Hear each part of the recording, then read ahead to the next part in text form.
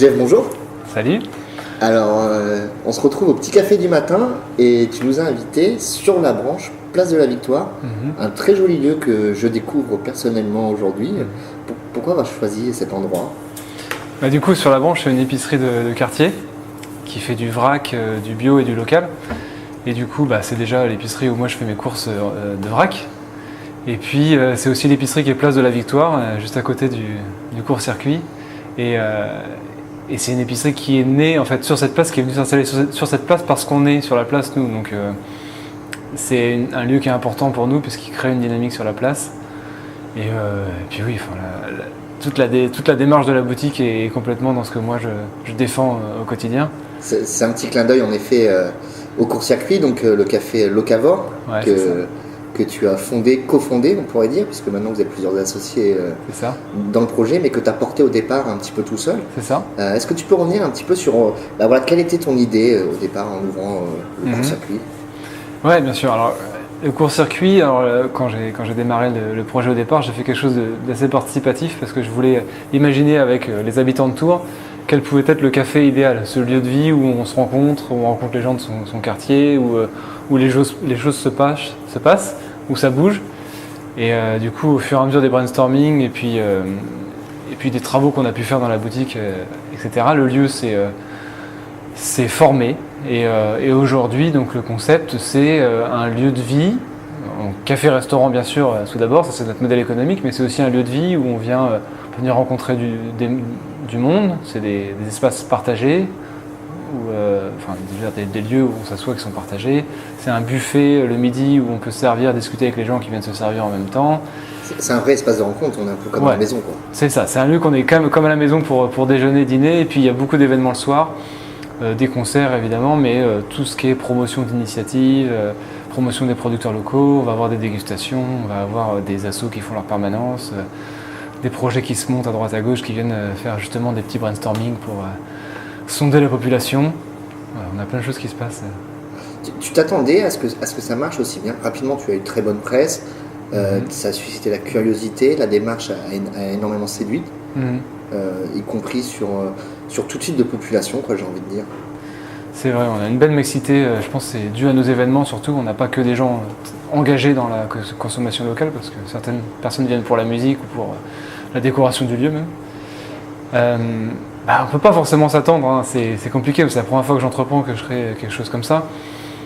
On donne toute son énergie en espérant que ça marche. Moi, communiquer sur le projet, au début, c'est vrai que je l'ai beaucoup fait parce que c'est un projet qui me tenait vraiment à cœur, donc je pouvais en parler facilement et puis avec passion. Donc je pense que ça a joué aussi dans la presse. Après, je pense que c'est tous les choix au fur et à mesure qui font qu'on en est là aujourd'hui, hein. Le fait qu'on soit 6 associés maintenant au court-circuit, c'est une grosse force d'attaque, j'allais dire, de présence et de beaucoup de cerveaux disponibles et de temps pour aller porter le projet et puis le faire rencontrer aussi d'autres projets. Donc on a maintenant un énorme réseau autour de nous qui représente la vie locale et les initiatives. Donc, prévoir évidemment c'est compliqué, mais en tout cas le résultat est assez incroyable dans le vrai premier sens du terme pour moi. Tu parlais de votre réseau, ça va aussi bien des producteurs locaux, ça va aux associations que vous accueillez, ça va également sur cette place de la Victoire, tu disais tout à l'heure, il y a une initiative, votre initiative a contribué à une émergence un petit peu, on est sur la branche, il y a la bicyclerie qui vient d'ouvrir, on a l'impression que ça crée une sorte de réseau autour de cette place, autour de la démarche locale, une démarche on pourrait dire éco-responsable quelque part autour des boutiques et des projets qui s'ouvrent. Oui, c'est ce qu'on espère en tout cas. Ouais, quand on est arrivé sur la place, il y avait 3 locaux ou 4 locaux de vide.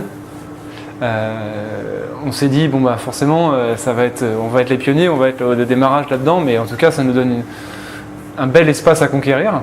Et puis on a prouvé que c'était possible aussi d'être sur cette place excentrée un peu de la place Plume, mais toujours dans le Fétour.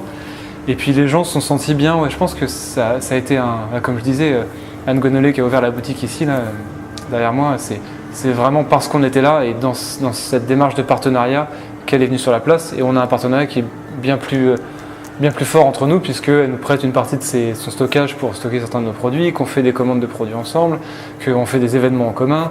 Et ça, c'est ce qu'on veut construire avec les autres. On est vraiment dans la coopération avec les autres commerçants. Il n'y a pas de concurrence.